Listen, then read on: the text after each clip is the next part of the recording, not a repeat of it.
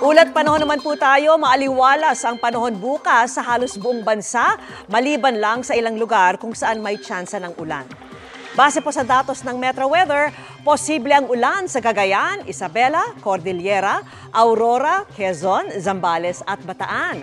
May malalakas na ulan sa ilang probinsya kaya maging handa po sa banta ng baha o landslide.